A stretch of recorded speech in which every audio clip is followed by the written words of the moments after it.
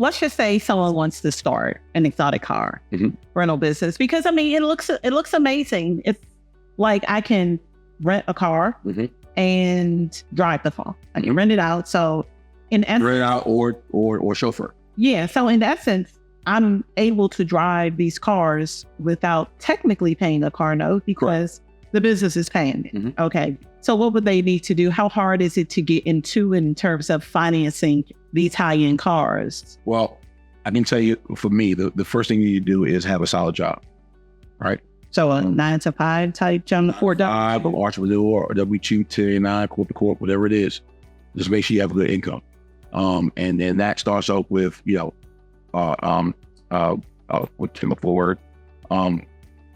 career, right? And then at that point, what you need to do is make sure your credit's right, because you're not going to buy these cars cash.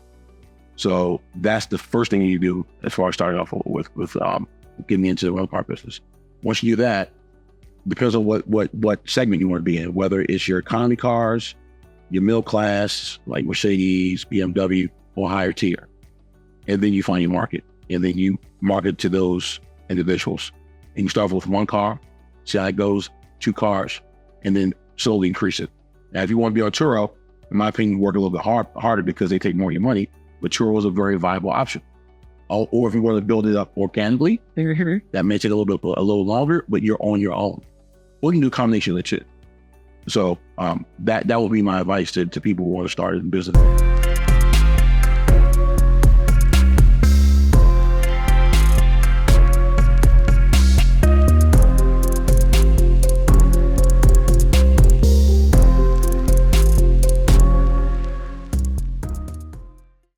Welcome to another edition of the Icon Theory podcast, where we empower entrepreneurs to build iconic legacies. I'm Dawn Garrett, and this is my co-host, Tanya Timeless Bellamy. Today, we are talking the business of luxury. We have Randy Stevens with us today, the CEO of RS Luxury, a premier exotic car rental business and luxury offering. So we'll be discussing everything luxury today. Yes.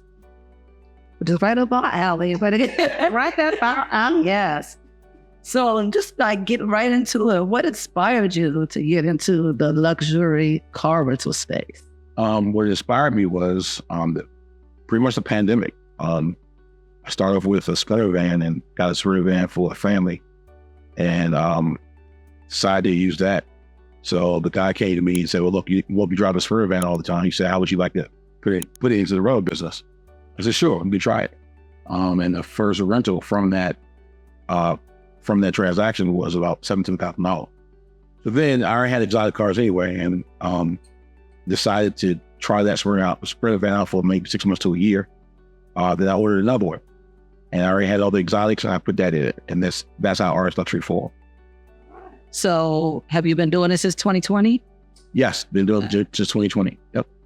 So what do you think, starting during the pandemic, did you have any key challenges that you faced, or? Well, I mean, during the pandemic, it wasn't any, because people were living with transportation. So people were afraid to board planes or afraid to travel around anyone else. So they wanted to travel around their own family. So they decided to, a lot of times, rent Sprinter vans to do that with. So they traveled from, say, DC to New York or North Carolina, what have you, with their loved one or with their parents, what have you. And that's how they traveled. So in the very beginning, it wasn't any roadblocks or issues because the business was there. And then as far as purchasing the Sprinter vans, just do that with credit and then, down payment. So let's go over some of the vehicles that you do have. So how many Sprinter vans do you currently have? Currently, I have 3 Sprinter vans and 7 other exotic vehicles. Okay, like what are those? And then Rolls Royce, Bentley, McLaren, Aston Martin. I may be forgetting 1 or 2, but those are the main ones. Okay, and what would be your biggest? Probably Rolls Royce. Everyone would request probably either the Cullinan or the Phantom. Okay. And those are the highest wing fund. Correct. So whether it be weddings, proms, or funerals, Rolls-Royce seems to be the calling. Yes.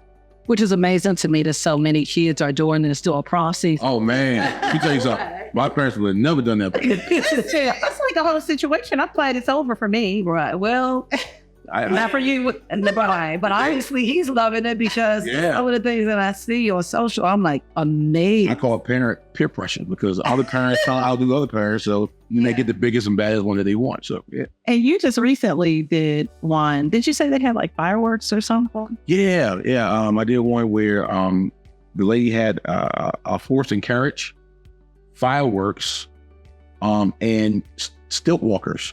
Wow. She did it to the nines. Wow. And I was just surprised. So yeah.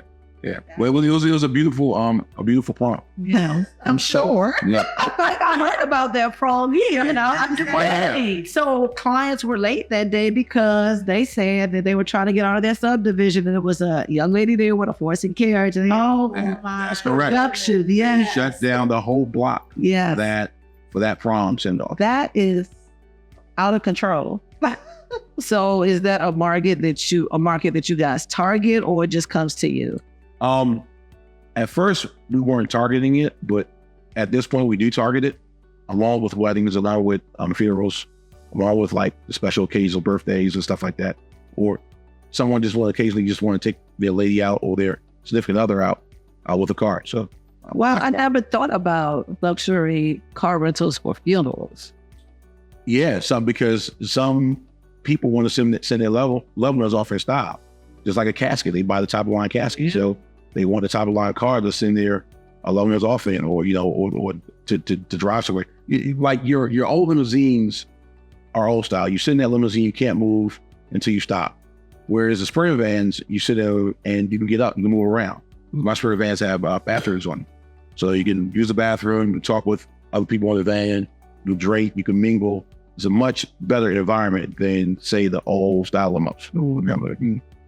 So people are renting those for like girls' nights out, things like that. Girls' night out, bachelor parties, wineries, just trips to plays. Really? They're using them for various purposes because it's that mode of transportation where you can still mingle and have a party on the Sprinter van if you want to, versus, say, a normal limousine. So like out back in the day when we used to like take the bus trips to New York. Yes. So now we're too prissy for that. Like we would just like get a Sprinter van from you. There you go. Go right. to New York if we wanted to go. There you go. More intimate. Driver wait for you there. Our drivers are top notch. Oh, really? Okay. And you have, how many drivers do you have? Very similar. We would have like 4 or 5 that we rotate. Oh, wow. Okay. Oof. Is there a process you go to when you're selecting the vehicles? It's based on my taste, what I see, and I like, and I just choose it because almost like a dual purpose, like something I want to drive is something I think people will like. So that's how I come about with my selection. What's your favorite car? My favorite car, probably the Cullinan or the Fano will be my favorite car. And the Lamborghini, the Lamborghini yours. And I love the Aston Martin. The Aston Martin is nice too. And that's the best. Aston Martin is a very underrated car, but when you see it, you know it. Mm-hmm. So yeah. Yeah, that one is amazing. So going on your social media page, I see that you guys service a lot of celebrities if they come in town. Mm-hmm. Do you find that to be a challenging clientele, or is it pretty easy? Sometimes, because sometimes celebrities expect to get things for free. And sometimes it's better to deal with us common folk than to deal with I celebrities. feel like we've heard that. Right. So that's the only thing. But it's the truth. No one's making it up. Yes. You just deal with it and you'll go with it. So sometimes, you prefer to deal with just a regular client. Yeah. We had one, I won't say who he was, but basically treated my Bentley truck like an ashtray. So when I got it back, the cup holders and everything just had nothing but ashes in it. I'm like, you could either find the ashtray or dump it outside the window. But since he was a celebrity, he expected to be treated special. But we hit him with a cleanup fee. So that's what that was. So you allow smoke? No, we don't. Only on special occasion if you pay for it ahead of time. Then yes, we do. With some vehicles, but pretty much it's a zero policy on smoke. Okay. So let's go into how you have your business structured a little bit. So you don't use any of the like Turo or anything like that? Not really. I used Turo a couple of times, and what I noticed about Turo is that at least the clients I've experienced, they don't take care of your car. And then you have to do a lot more with Turo as far as the insurance is a lot higher. The fees are a lot higher. You know, it might be 35, 40% of your profit. If you want to normally pick the best insurance. And I had a couple of tours with Turo where a young lady took out my yellow Bentley. She cracked the front spoiler, and I took pictures. And Turo said that the pictures were too dark and they couldn't tell what the spoiler was. So they decided not to pay me. Wow. That spoiler was $4,000.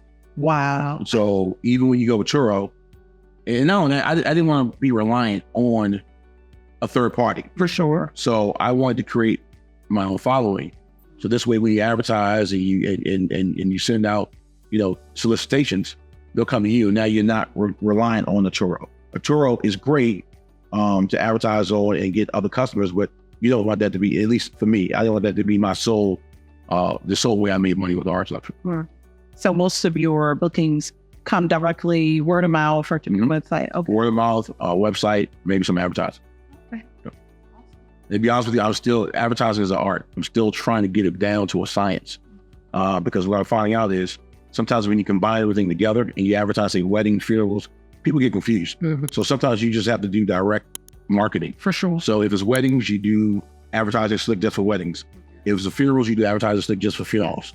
And then this way, if people click on it, they know exactly what they want. Yeah. They're still guessing. So that's where landing pages coming to play. Absolutely right. So that you got a landing page specifically for each portion. For each portion, exactly. Of business. So outside of the cars, what else did you do that's luxury? Yachts, luxury condos, luxury houses, Miami, and in the DMV.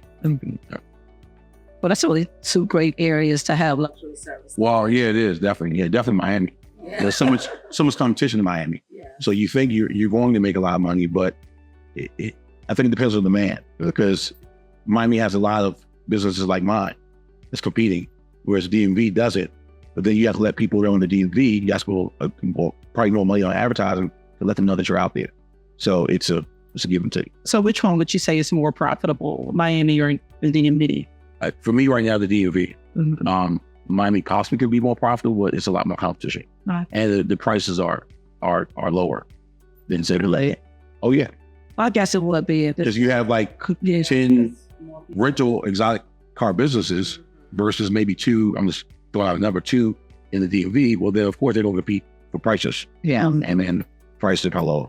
So the whole supply and demand theory. So I noticed on your website that you also offer jet service. Yeah, correct. Yep. I offer that through one of my affiliates. Okay. Yep.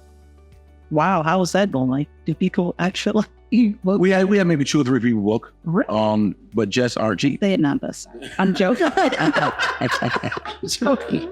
Jets are not, they're not cheap. So we had one client who wanted to fly, I think, from here to California, and the quote came back at around maybe $70,000. Oh wow! So it's not. They did it. Yeah, they did it. Yeah. Oh, okay. Interesting. Interesting. And that was pretty profitable for you, I'm sure. It was okay. I mean, it was a percentage. It's okay, you. I'm not doing those numbers. It was okay. I need many more of those for it to be profitable. So would you say that running a business like this, it could be a 7-figure? Oh, definitely. Absolutely. Absolutely can be. But then you have your slow times too. So like, around the winter months or your slower times. So then you got to be creative and find out how do I market to people, because weddings are still happening. Funerals are still happening. Yes. And special occasions. Maybe not proms, but those things are still happening. So trying to advertise to those folks is a little tricky. So that's when it becomes slow. Do you find that social media helps drive business just so people can, I guess, look the parts? Yes. No, I think it does, because you get referrals. So one person might like, well, my cousin used you last year, Right. and my son is about to graduate this year. So I'm deciding to use you guys because they had a good experience. Yeah. So I would say yes. It's just telling that story on social media, so that this way they can see it play out. Because people are visual, they like videos, they like to see themselves in that same position. So sometimes that's the tricky part. Yeah. So tell the truth. How many people starting with your car? Hey, look. Oily secret, they make you sign an NDA. If they ran out for 24 hours, it's there. They just started logging in. That's the whole purpose. Because I know they stunt in Miami. Oh yeah, absolutely. Some are they stunting at the DMV too? Absolutely stunting at the DMV. I mean, but that's the whole flash and bang when winning a car, right? You kind of stunt with the car because for that period of time that you have it. Yeah. I had one client, he kept renting, and it was Aston Martin. He kept renting and renting and renting and renting. His bill was high, but he loved the Aston Martin so much he didn't want to give it back. Oh, wow. So keep it as long as you keep renting. People just buying their own. That's a good question. I think some people don't want the liability. Some people don't want liability of a $3,000 car payment or $5,000 car payment. Mm-hmm. They rather have it for that period of time and give it back. So Some people have the money, they just don't want to buy it. let's back up. Mhm. So what's your highest car payment? I'm just curious. So sorry. $8,000. Wow. Okay. So your overhead is extremely high in this business. Mhm. If you have 7 exotics, 3 sprinters, and you have car notes that are all 4 figures, You can imagine. because you don't have any car notes that are under 4 figures, I'm assuming. They're all, No. yeah, okay. And then Even my Bronco Raptor is not under that. It's still. the Bronco Raptor. People rent No. It's not. I had a couple of people wanting to rent it, but given the theft rates with Broncos and stuff like that, and it's not a regular Bronco, it's a Bronco Raptor. So it's the very type of line Bronco that if a beast is probably one of the most capable OEM trucks that was made so far. But I've had a couple of people who wanted to rent it, but I didn't rent it out. Oh, wow. I don't know much about Broncos up at OJ. And mine being white, people would first thing they say is OJ. but it's nothing like that. It looks nothing like It looks like those, I would hope not. That was. See, the Bronco has like the Aston Martin has hips. So you almost think of a woman in the hips. It's very attractive. oh, So- Lord. No, I'm just saying. You love, I'm sure his sweet. I love right. Right. But it's true. I mean, but the man for some women too, because they like hips too. Well, I guess we had it next week. No, in DMV, it's all those. It's to be okay. I was speak to the to the script. your insurance is really high too. Yeah, that's correct. It's not cheap, right? Out of control. So you have to lease out a lot in order to cover your overhead. Correct. And then you're also leasing out because you have penthouses, penthouse and condo, Correct. waterfront, right? Mhm. And then you have the properties in Miami. So is it the cars that are paying the overhead or a combination of? I would say a combination, because some seasons it might be more sprinter vans than cars. Other seasons it might be more cars and sprinter vans. They kind of cover each other. What trends do you see for luxury limo like in the future? Or is that something that is trendy? I mean, I guess it would. I think it's trending now. Yeah. I think it depends on the occasion. And we can tell by after the pandemic, because I don't think before the pandemic, parents were renting cars like that. Yeah. Well, for some reasons, I think they felt like they had to catch up or something. Or they wanted to be outside. Yes. And I found out that more people now are renting, at least for me, more people was renting for prom after the pandemic than before the pandemic. So I think it's trending. It just depends on what your event is. Yeah. So let's just say someone wants to start an exotic car rental business, because I mean, it looks amazing. It's like I can rent a car and drive the car. I can rent it out. So in essence, Rent out or chauffeur. yeah. So in essence, I'm able to drive these cars without technically paying a car note because the business is paying it. Okay. So what would they need to do? How hard is it to get into in terms of financing these high-end cars? Well, I can tell you, for me, the first thing you do is have a solid job, right? So a 9 to 5 type job for I'm an entrepreneur or W-2, 1099, corp to corp, whatever it is. Just make sure you have a good income. And then that starts off with, what's the full word? A career. Right. And then at that point, what you need to do is make sure your credit's right. Because you're not going to buy these cars cash. So that's the first thing you do as far as starting off with getting into the rental car business. Once you do that, depends on what segment you want to be in, whether it's your economy cars, your middle class, like Mercedes, BMW, or higher tier. And then you find your market. And then you market to those individuals. And you start with one car, see how it goes, 2 cars, and then slowly increase it. Now, if you want to be on Turo, in my opinion, work a little bit harder because they take more of your money, but Turo is a very viable option. Or if you want to build it up organically, that may take a little longer, but you're on your own. We can do a combination of the two. So that would be my advice to people who want to start in business. They understand that it's not easy because, like you were saying, you got insurance, you got car notes, and when other people aren't paying for them, you have to pay for them. So that's where the kicker comes from. That it may look sweet from the outside, but it's not always sweet. I can imagine. So would you say starting with like something like a Mercedes before you go into exotic? Yeah, you can. The reason why I started with exotics is because I already owned them. So it's something I've had throughout the years. But yeah, Mercedes, BMW, something like that. Or looking on Turo, doing a search for which cars worth the most, right? And then get that car, see how that works out for you, and move from there. Yeah, that makes sense. Because I don't completely know this space, is it important for when they're renting for all monies to be collected in advance? Absolutely. It is absolutely important. Yeah. So I'll tell you 2 things that we make sure that we do. The money's collected in advance. If you book a date, normally it's paid in full. Because we've had previous clients where they might have paid a deposit, say on 2 weeks from now, but then they cancel. Yeah, we kept your deposit, but we just got a full rental for that day. Right. So if you're really serious about your date, you'll pay for your date. So I know other people, they collect deposits, but I don't feel like remembering who gave me $50 versus,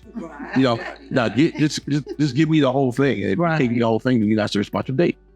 So yes, that's a good question. Very important. Yeah, I mean, I know there's so many businesses now that take a deposit or collect. But when you were talking, I thought about that. I was like, oh, they would need to me, get all that ready up front, because I do feel like a lot of it is that. I mean, I'm sure there's a lot of people who that's their lifestyle. You know what I mean?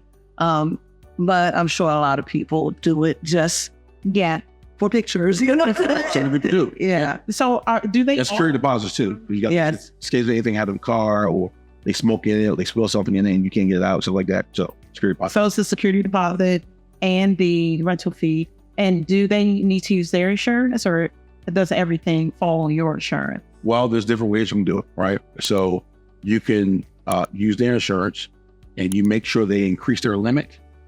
So first you got to check to make sure they have insurance. Second thing you got to do is make sure they have the right limits for that car that they drive it. The third thing you got to do is make sure that that insurance company covers the rental of the car of that caliber. And then at that point, do a contract, they sign it, and then we use the insurance. Got it. There's been other times if you have a certain type of commercial insurance, they can use your insurance. Wow, that seems so intricate. It does seem. Well, it is. It is. And complicated. So since it is so many moving parts, what's your position as it pertains to partnerships or collabs? You gotta be careful with that, because you just gotta be careful. You could be open to it, but you gotta have the right partner with the same mindset. If you guys don't have the same mindset, it's not gonna work. Because he may want to do, I don't know, bargain basement sales, and all the sales you did barely made the car payment, versus just waiting on the right people to come, and then you make car payment, and now your car's not going through wear and tear from these like itty bitty purchases, stuff like that. So it just depends on what your mindset is with your partner. So do you own RS Luxury solely, or? I solely own RS Luxury. And how big is your staff? It varies from season to season. It went from 2 people to 10. Okay. And is that mostly drivers? Drivers, right? And you have admin. Yeah, right, correct. So you have someone to handle, or manager, admin, Mm-hmm. Yep. and then the drivers. So that's pretty much your staff. Exactly. Do you detail them yourself, or do you hire someone to them that? I'll do that. Okay. There's just ways to record it. I mean, no, seriously. I mean, because you can't do everything. I mean, especially if you have a full-time job, and you're trying to route the cars, do the contracts, and wash and detail the cars. So can't do that. So Jean, she does the contracts, and then I have another gentleman by the name of S&P does the cars as far as wash the cars and stuff like that. So you gotta have a team. But I know some people who try to do everything themselves. They burn themselves out. And you mentioned Jeannie, so that's your manager. Right. Okay. So she manages the business, does all of the back end. And then you have your support staff, I guess you would say, that does all the drivers and the guy who washes the car. Okay. Yep. Awesome. So you running a whole operation here.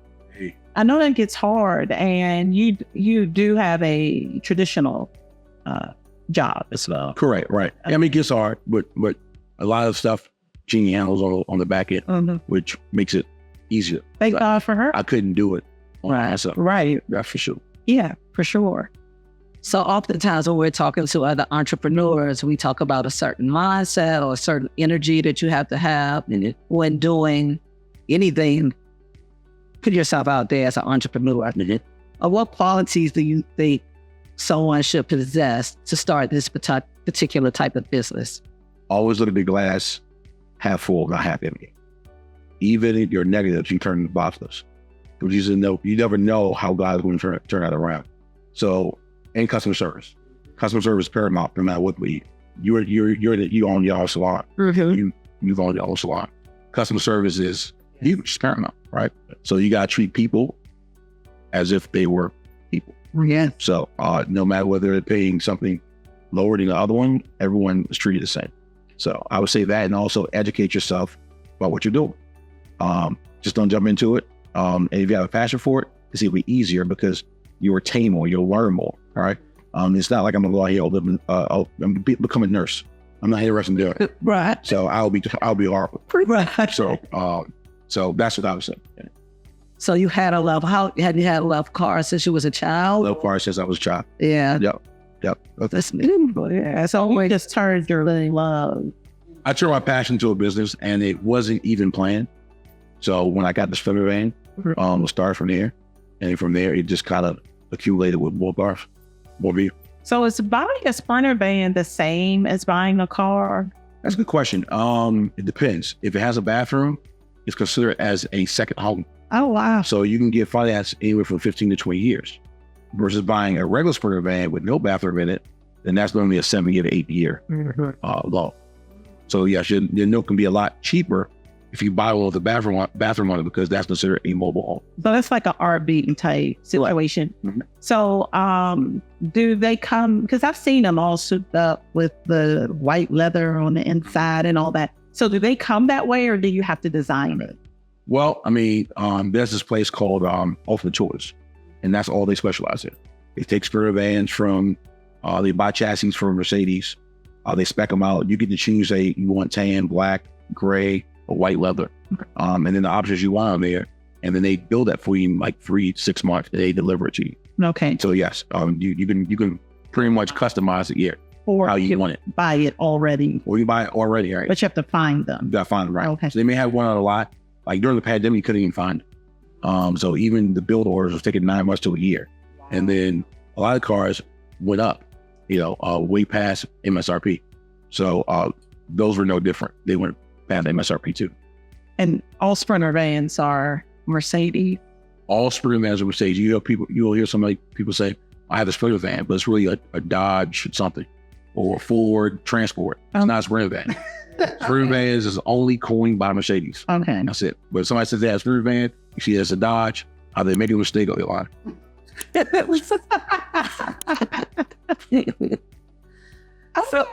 So this was very informative and educational. So did you have to really dive in and learn a lot? after you got the Sprinter van and decided to do all of these things, or? I think it just came along as you went along. You just kind of learn things. It's not like I dived into say how you work cars. It just kind of came about. And certain things you learn through mistakes. Right. All right. Yeah. But the good thing is that, you know, if I do decide to put out some type of education, I'm gonna put all my mistakes in there. I'm gonna put out the way you actually should do it. And you can learn from my mistakes. So let's just say, hypothetically, I go out tomorrow and buy a Bentayga. Okay. Well, no, what do I really like? My favorite car is a Urus. Okay. So let's say I go and buy a Urus. So could I partner with you to say, hey, Yes. you rent out my car sometime Yes. to pay my car notes? Yes. Exactly. I would do that. I would do that. Right. For anyone, not just me. For any- Money's money. So would I need to do anything particular? We would do a contract between me and you, and we would negotiate as far as the percentage that you would get and I would get. And it says I'm doing the hosting and I'm doing the washing and finding clients and stuff like that. Then we negotiate the fair. Okay, so I would need certain insurance. Correct. Yes. And so what happens if someone wrecks my car? Well, You have it. well, your insurance would cover that because the way the contract will be written, it'll make sure that that person is covered. Okay. So you just have to right out.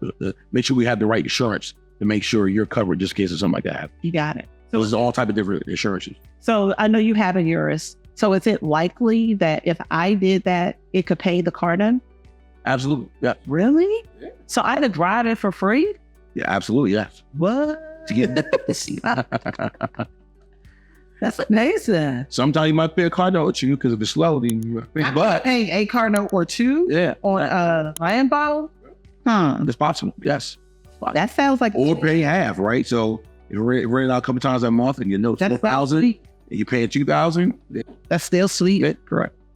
Because people paying 1,000 for like Oh yeah, car down. I mean, Restaurant. car notes are $12, $13. yeah, and that's for something regular. So Regular. I'm like, hey, interesting. Do you have a minimum time frame that people have to rent? No, it's rental vans. Normally, it's if they go to what's called outdoorsy, it's 2-day minimum. Okay. And normally, if you rent outside of outdoorsy, it's a 2-day minimum. With the cars, it's 24 hours. Okay. No, we don't do like 2 hours or 3 hours unless like photo shoot. Yeah. So photo shoot, we'll do that. But as far as driving it, if we're gonna put the time and effort to do it, you rent for at least 4 hours. Yeah. That makes sense. Yeah. So let me get this straight. So if someone wants to start this business, they pretty much just need to start up wherever they are, have a job where you have pay stubs and things like that. I'm assuming. Right. Some or tax returns or what, Verify. verifiable income, have a good credit score, and start wherever you are. If that's a Mercedes, buy that, rent that out.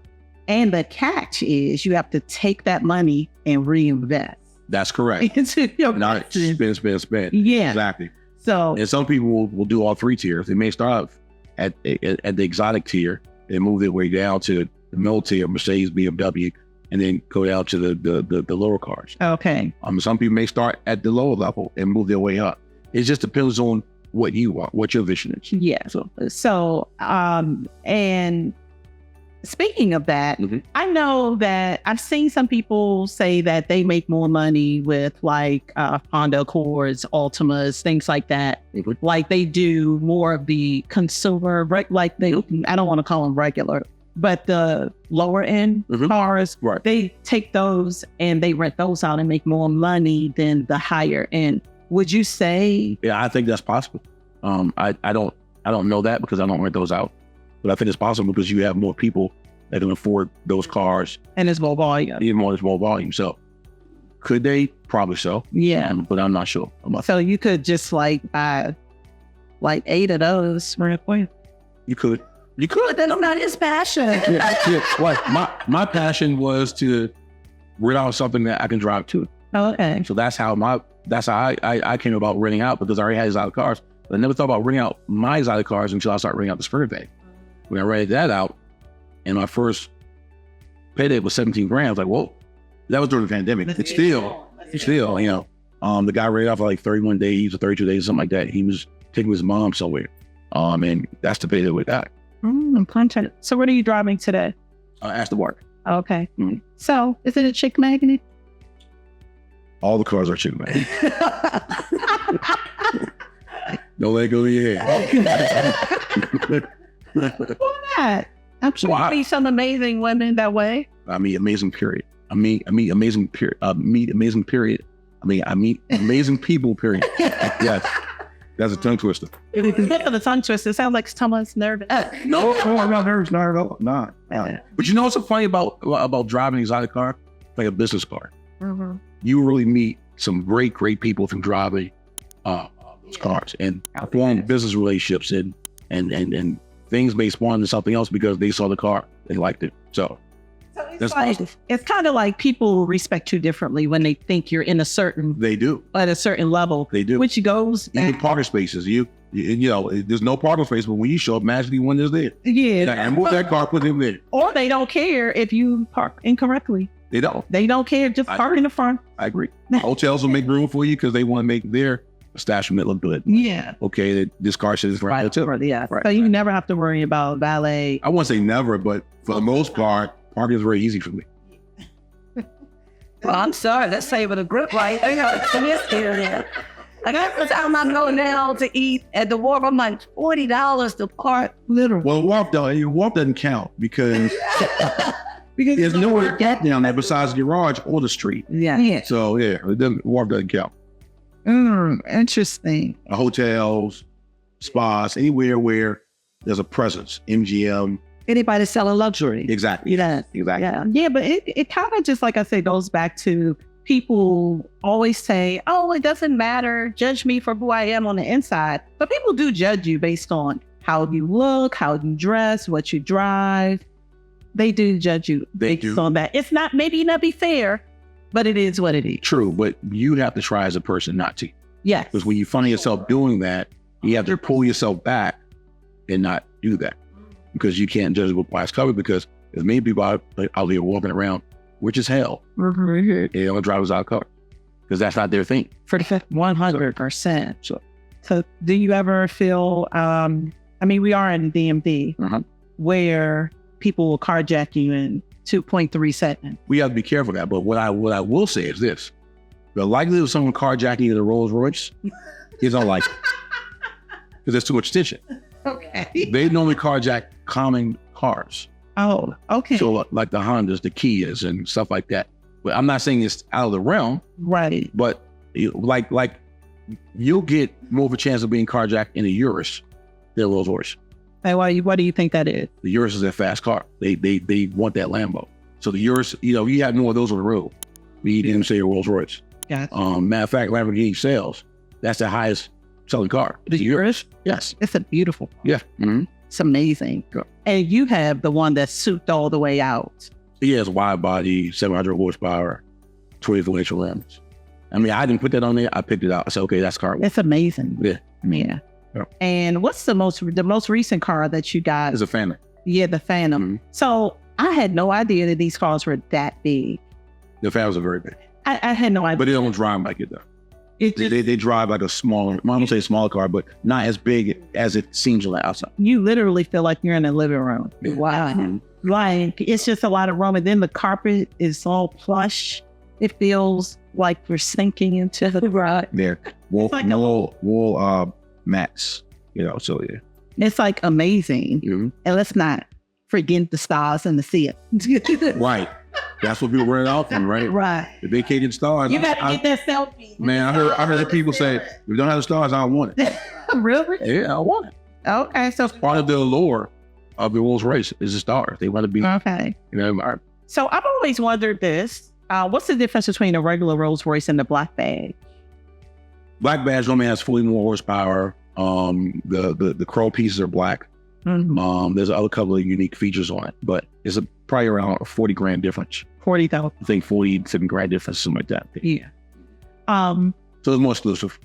Yeah, but it's basically the same car. Yeah.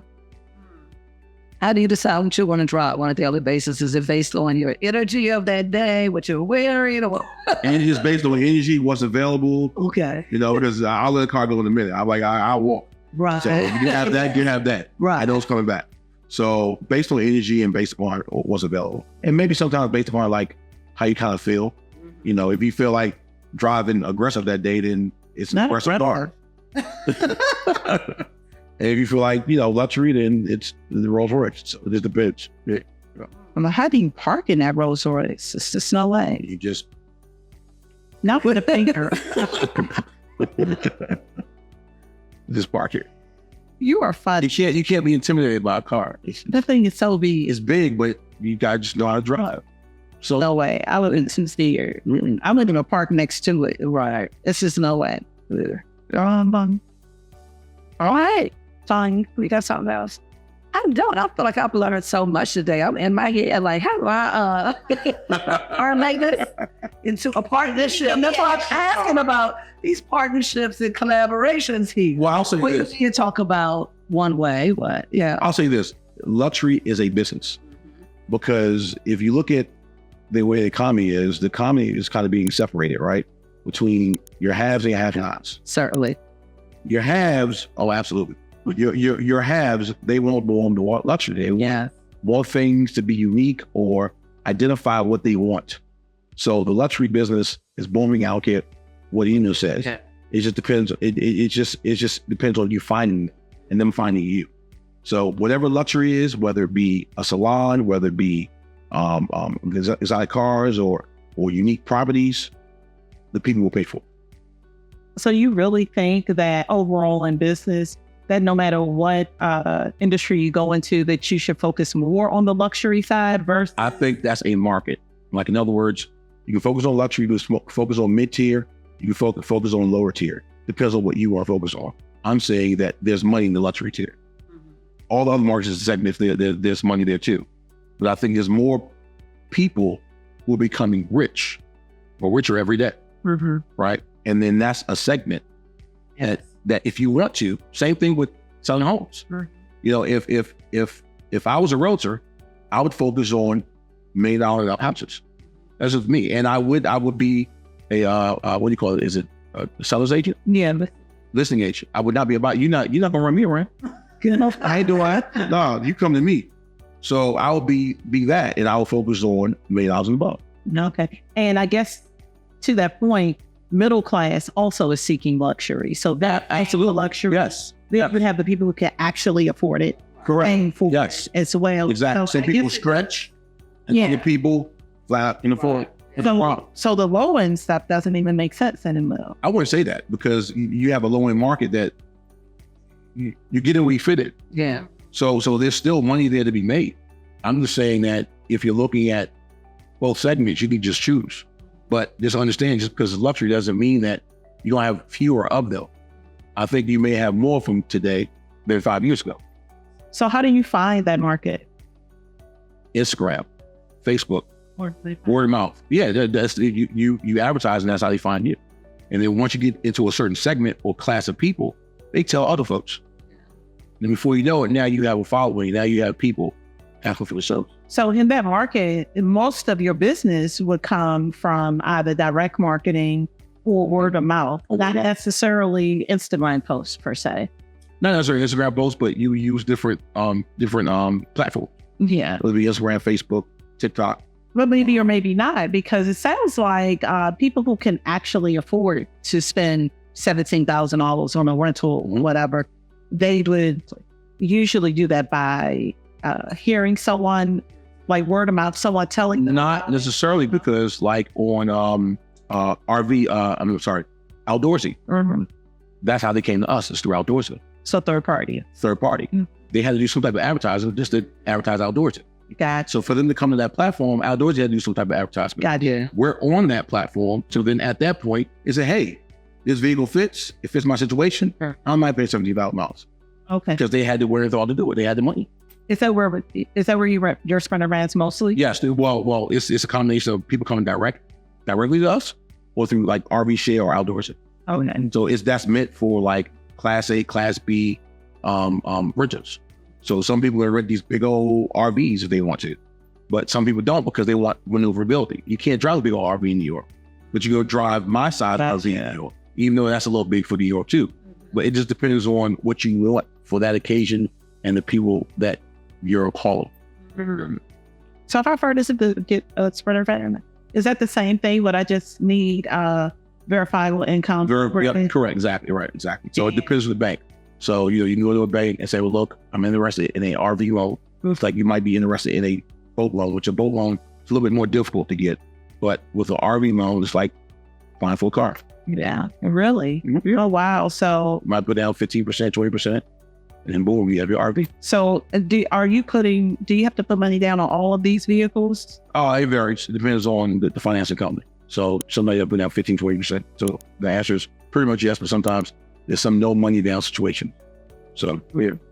And do you ever make money off the cars? Like if you sell them or trade them in or like move? Not really, because cars are a depreciating asset. Mm-hmm. So they depreciate.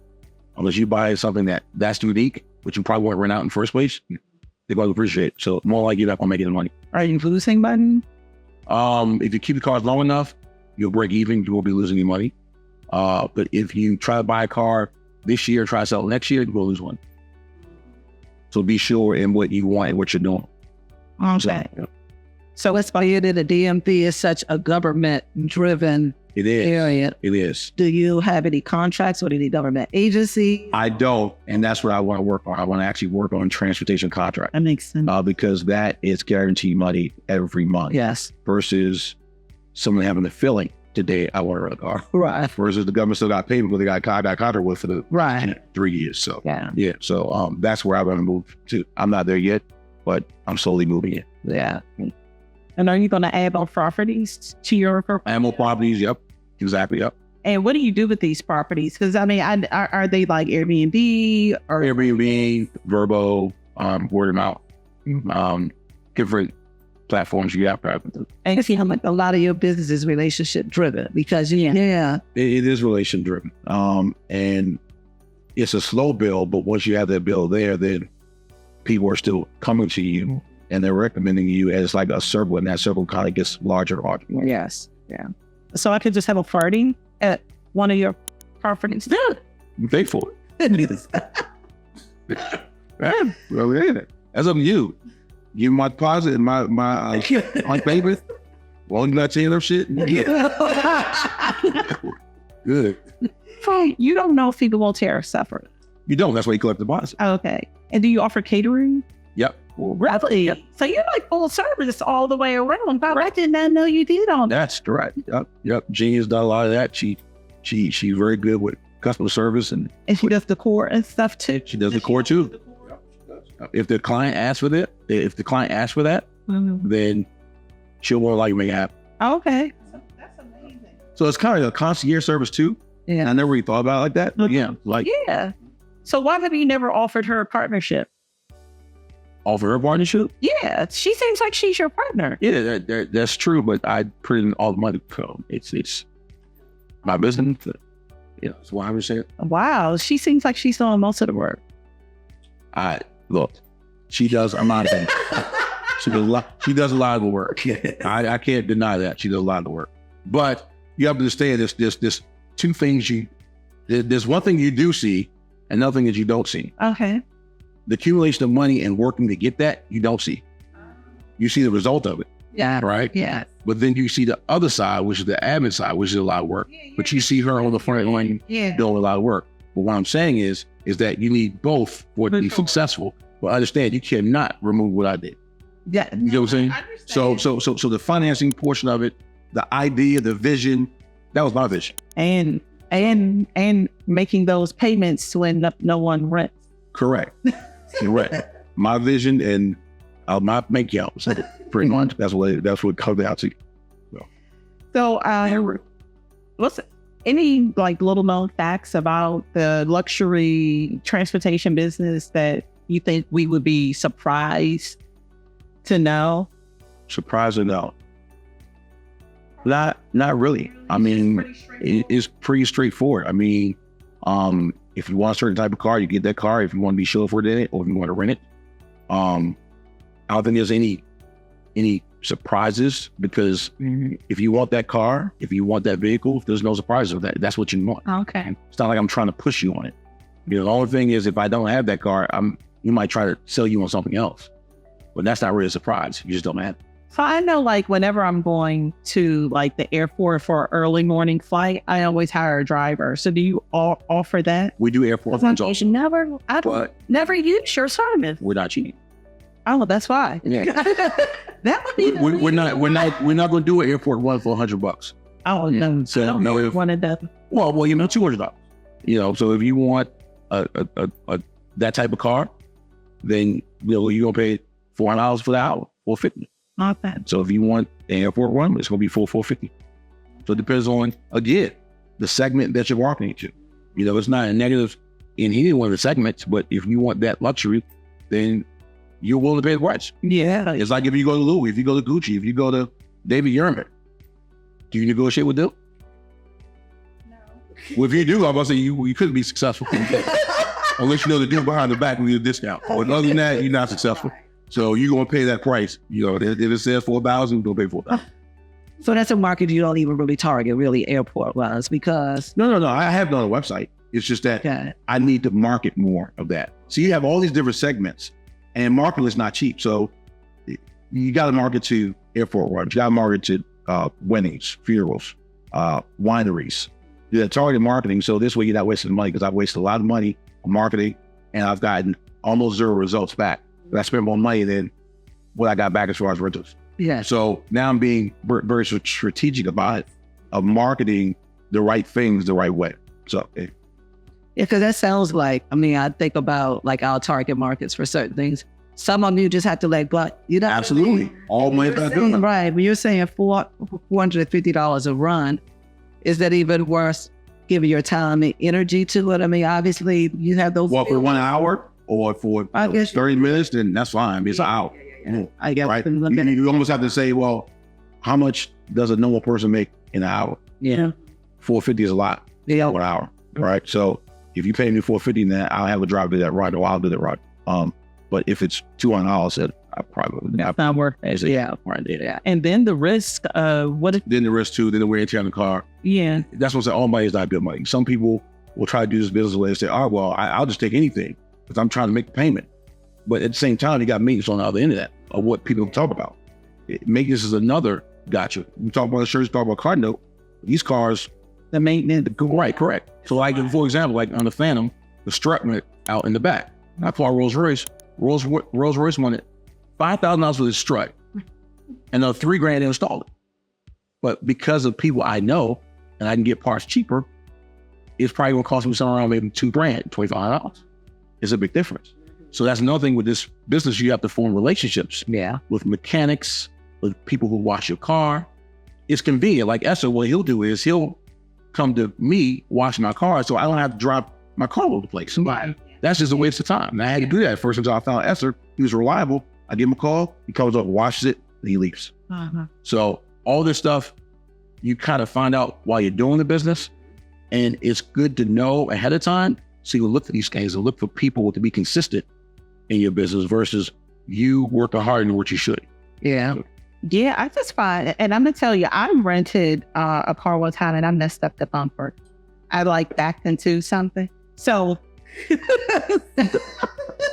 No comment. So if I rent one of your cars and mess up the bumper, so what if my insurance doesn't cover all of that? Because how much is a bumper? I mean, it depends on what car it is. Like Rolls Royce? Yeah. I don't know. It could be, $10,000, $15,000. Who paid for that? I mean, normally insurance company will pay for it. But if they don't, I have to eat that. Have you ever had to eat it? I ate it with the billing. It was on Turo. That carbon fiber swallow. Wow. I'd eat that. Oh, no. So there's some pros and cons. There's some pros and cons. And in any business, I don't care what it is. Yeah. Some cons. It depends on how you handle it, how you deal with it, and if you're expecting it, and if you can cover for it during that time of loss. So what's next for RS Luxury? And 80-foot yacht. No, but that's my next endeavor. I want a yacht, and I want a certain type of yacht. I could have had a boat a long time ago, but I don't want that boat. I want a certain type of boat. I want a certain type of yacht. And if it doesn't meet that, I won't get it. It's almost like somebody putting rims on their car, right? If they're not the right rims, why put them on it? If they don't look right with the car, they make the car look even cheaper. So I'm the type where if I can't get a certain yacht, I won't do it. So you know what you want. I want what I want. And if it's not what you want, so you wouldn't even take a smaller boat and rent it out. I feel like it would be in line with what he does. I mean, pretty much luxury is correct. It's what it is. It has to look a certain way, and I gotta feel good about it. So if I'm out there with a 1980 yacht, not 1980. I mean, some 1980 yachts look nice, but just saying, a lot of 1980 the paint peeling and it's dull. I don't want that. That's not representing who I am in my vision. Yes. So, and I'm not trying to be bougie about it. It's just that that's not my. No, I don't think that's being bougie. I think that's just that's not my vision. Right. If that's someone else's vision, great. With your brother, I have no problem with it. I'll even get on your yacht. I'm good. I see a lot of successful charter businesses out here now, and a lot of them are like 30, 40-foot yachts. Mm-hmm. And they look amazing. No, you wouldn't do it? Hey, Laura, I'm not saying no. Okay. But I tell you what, people that's renting the Mercedes and Hondas are going. Okay. So I'm answering for you, but I'm just like, gotta stay on brand, got to stay on brand. It's not on brand. Okay. So the next step will be a yacht. Anything else?